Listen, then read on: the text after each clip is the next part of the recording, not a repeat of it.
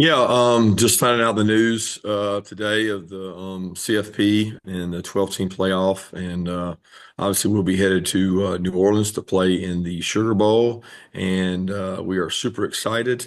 We've got great connections down there, a lot of friends and guys we've met over the years of playing there in the Sugar Bowl. So we're excited, and obviously we don't know our opponent yet, but we've got a lot of time to work on ourselves and try to get better. And that's the biggest thing right now is what's important now. And what's important now is for us to keep trying to challenge ourselves and find ways to get better. All right, we'll start with questions. Jordan Hill. Yeah, Kirby, I saw on the ESPN show you mentioned not having an answer yet on Carson's situation, but given that you guys have essentially a month to get ready for the game, just how valuable will that be if, in fact, you guys have to turn to Gunner? Yeah, I certainly think.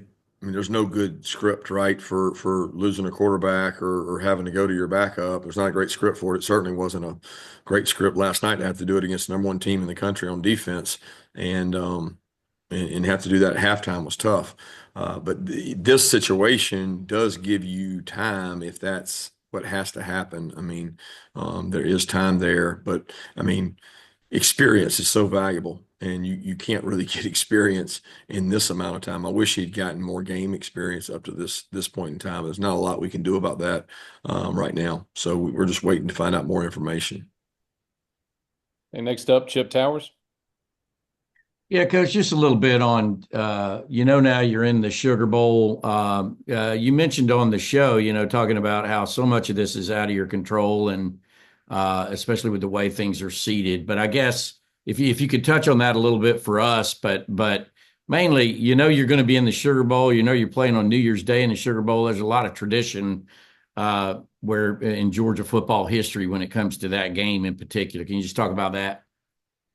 Yeah, tremendous amount of history. I know as an early child, it's one of the first games that I remember actually seeing and watching back in the early 80s as a 5, 6 year old kid, and Herschel Walker in the moments that happened in the Sugar Bowl, all the way through a lot of games I've been a part of, whether it was Florida State, Georgia, when I was a GA at Florida State, a lot of years at Alabama in the Sugar Bowl. I think my kids think their second home is the Sugar Bowl because they spend a lot of time there, and they're very spoiled when it comes to playing in electric atmosphere, big matchups, big games. The SEC's been paired with the Sugar Bowl for a long time, and it's got a long-standing history, and Georgia does too. All right, next up, let's go to Palmer Toms. Yeah, Kirby, you mentioned the Carson update. Just wanted to ask about Brett Thorson as well. What update do you have on his status? Don't have much. The MRI was done this morning along with Carson's, and we're waiting results on both those. All right, Allison Mastrangelo, you're up next. Hey Kirby, yeah, I was just following up on that because I know you said it was going to be a few hours until you got the results. So is that you thinking like later tonight, or you don't really have any idea yet at all what Carson is dealing with? Yeah, again, I don't know because I'm not following. I got a lot of other things going on. They'll reach out to me once they do know something and get back to us. And just how was the mood of Carson? Did you get to see him at all? Just how is he doing through all of this? Yeah, he was at the team meeting. He was, I think he had just gotten back from the MRI, so I think he was pretty somber. Tough deal for him in terms of not being able to go out there and finish in the second half. But he's also excited for his teammates and happy that it ended the way it did, and ironically, he got to be on the field for that. All right, next up, Mark Weiser. Herbert, you mentioned you have a good amount of time before the next game. How much of your attention will be on the transfer portal, as it relates to your own players and what plans they may have and what needs Georgia might have? Yeah, that's all part of what we do. I mean, we're recruiting 26s right now. We're evaluating tape. We've got guys to watch of our like our future opponents, the teams we've got to watch. We're always, talking and dealing with our players, which will be time that'll move to the forefront like right now in terms of what we do. But then we'll start back practice and we'll continue to get better with the guys that want to be here. And there's not going to be a team in the country that doesn't have somebody leave, probably somebody they don't expect. But I've almost feel like that's become the norm, and it is what it is. We're going to coach the ones that want to be here. All right, Ted Lewis, do you have a question?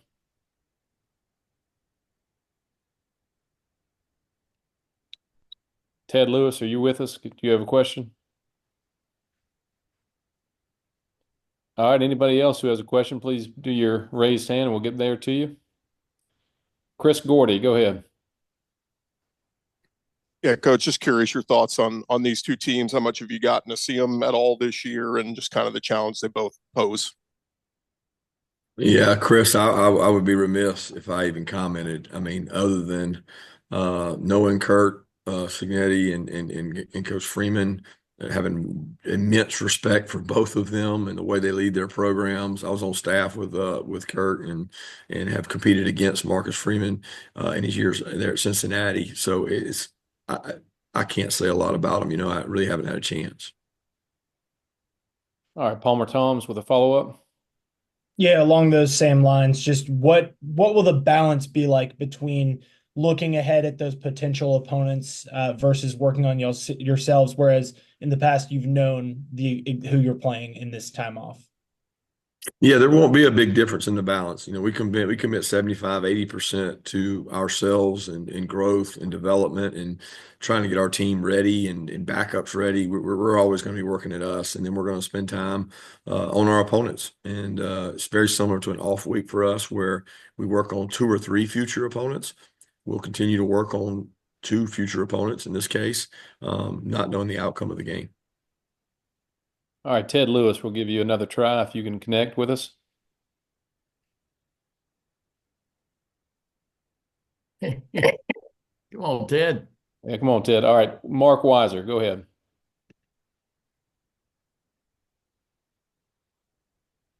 Sorry, I had to unmute everything. Kirby, what can you tell us about Ham as a punter in case Brett is not able to play with you guys? Obviously, Brett's had a terrific career. Yeah, I hope his career continues. He's got more time with us, and I still don't know the outcome of it. But when you reference Ham, you're talking about the backup kicker.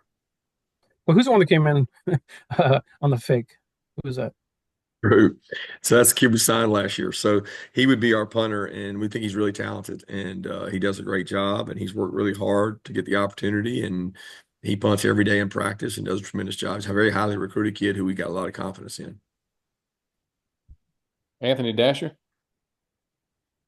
Kirby, just one more Carson question. Were you ever told exactly what he hurt? I think they said it might have been hand, but it looked like it might have been shoulder, arm. I mean, what can you tell us about that? Elbow area is what we understand it to be. I mean, at the time, I didn't know walking off the field. I wasn't sure. It looked like it could be shoulder, like it could be wrist. It actually looked like the blow or the contact was to the wrist/forearm area, but the strain or pain was around the elbow. Next up, Roddy Nabolsi. Kirby, what is your schedule between now and the bowl game? Is it the same 15 before, or how do you work it out? Do you have the 20-hour limit? What is your practice schedule between now and the Sugar Bowl? It's up to the coach. I mean, we have parameters that we use. I've got a model that I've used for years in terms of number of practices you want to get before you break for Christmas, number of practices you want to get afterwards. But there's not school right now, so we're not in a 20-hour week. We have flexibility there. They have to get a day off each week, which most coaches in their right mind give them more than one day off a week. At this point in time, you tend to do every other day, or you do some workouts. I've got a plan of what we're going to do, but as far as parameters, there's not a lot of parameters you can do about what you want to do as long as you're smart. Thank you. Next up, we'll go to Seth Emerson. Kirby, how much of when Gunner went in, how much was kind of changed on the fly? And how much can you, if you have to go to him over the next month, how much do you have to kind of tweak the offense? Well, I think his strengths are somewhat different than Carson's, obviously, and but we've known that. Like, there's not a game we don't go into that we don't have a plan for Gunner if he were to have to play. I mean, when he's your backup quarterback, he's got to be ready to play. But he functions and operates really well within our current offense. We don't think we have to change much in terms of that. He does give us the capability of doing some different things with his athleticism, and I thought Mike and those guys did a good job using that. The team has a lot of confidence in Gunner. He's very smart, very intelligent. So I don't know that it's a lot of change.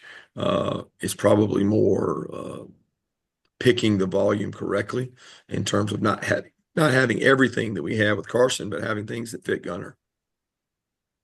All right, Eric Olson. Hey, Kirby, Eric Olson of the Associated Press. Wanted to ask you, I know you can't speak specifically about Indiana as you noted, but just as far as the story of what Curt Cignetti has done there this year, kind of what's your take on that, just the way they've kind of captured the imagination of the college football world? Yeah, it's been really neat, really cool. I thought it was awesome to see some of their games on a national stage this year and their team transform really the whole campus and energy around their program. Curtis brought a lot of notoriety to Indiana, and it's interesting because I've enjoyed watching it because I know Coach Cignetti. You know, my years at Alabama, I was a really young coach and enjoyed being around him, and his personality is different. And I really like Coach Cignetti and think I followed him wherever he's gone. He's done really well. All right, we'll go to Mark Schleybaugh. Kirby, if you've got to go with Gunner the rest of the way, where are Puglisi and Jaden Rashad at in their development as potential backups? They're both getting better, man. They've grown a lot since the start of the year to now. I think about all the reps they've taken. They've taken a lot of reps, and they get better and better and better.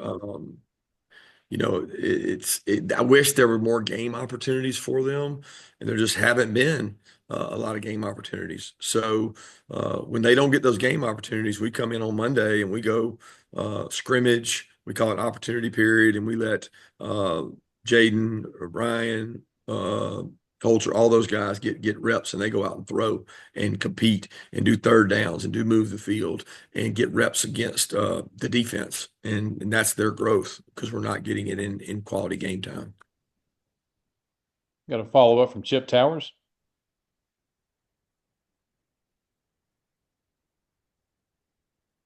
And can you hear me? Yes. Oh, thank you. Sorry about that. Coach, so much happened in that game that we're not able to visit this, but can you recap just sort of the conversations and decisions you were making on that last play that Carson got hurt? I know, you know, that with the clock and everything else, do you try a long kick? You know, what was the thinking there, and how did y'all end up deciding what you decided?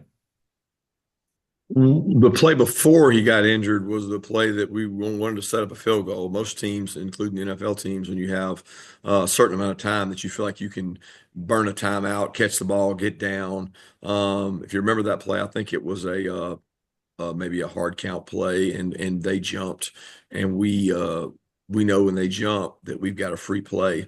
And the goal was to get in field goal range, which we felt like was somewhere between the 35 and 40, probably closer to the 35 would have been realistic to make a field goal attempt. And that's the play that I think we threw the interception on. Carson threw the interception on, but there was a penalty. So we got 5 yards and we lost time. And I think at the time that we decided to throw the Hail Mary, there was only 3 seconds maybe or something left. And at that point we couldn't throwing out a quick game. We didn't have enough time. So the opportunity there was to take a shot at the end zone. And that's what we did. We actually did it the week before and needed to work on it. We worked on it this last week to try to get better at it. And it's just unfortunate they rushed 4 instead of 3. And he's got to locate the defender and know where the guys are coming from and try to avoid them. And at the end of the day, we're good with a sack there. Like, if we don't get the ball off, it's okay. Just take a sack, because last thing you want is a sack fumble, which almost happened. But you were out of Woodring's range, you felt, for sure. at that. Absolutely out of his range. Yeah, I mean, to win a game, we could do it to attempt it, but we mark off every week in every venue we play in what you would try to win a game at versus what you would do at the end of a half. And if you remember, we had that situation against Georgia Tech and probably had too much wind on that one. We didn't get a chance to get it to the end zone. Thanks. All right, let's go to Zach Klein. Hey, Coach, I'm still surprised Gunner held on to the ball after he got his bell rung. Did he go into concussion protocol at all? And if you did not score in overtime on that play, was he able to come back in? Yeah, he was fine to come back in. Gunner, I don't know exactly if he checked with the trainer, but when he came off the field, we were all talking to him about that he could go back out as long as he was cleared. He could return to play, and he was conscious, fine, moving around, communicating. I mean, most of the time they go into concussion protocol. It usually is a more severe targeting, or there is a indicator for Ron and his staff. And I don't even know because I didn't talk to him. I was talking to Carson at the time, and it never came to fruition. All right, we'll go to Mark Weiser. Kirby, you've talked about how you have less depth pretty much almost everywhere than in past seasons. I wonder if you could tell us, one or two or three spots or positions that you think that you might be looking to identify talent in the transfer portal. I don't understand your question.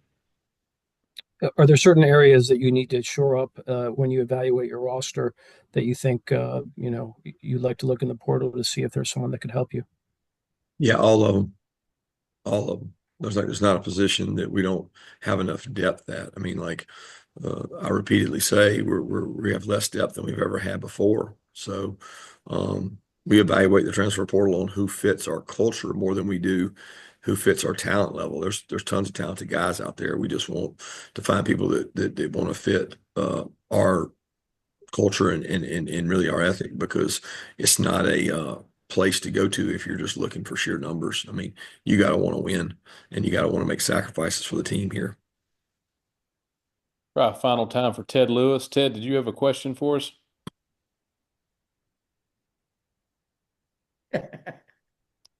All right, we'll go to Anthony Dasher. All right, hey Coach. We obviously saw Coach Muschamp on the sideline yesterday. Did he have any kind of added impact on the game, the defensive situation yesterday?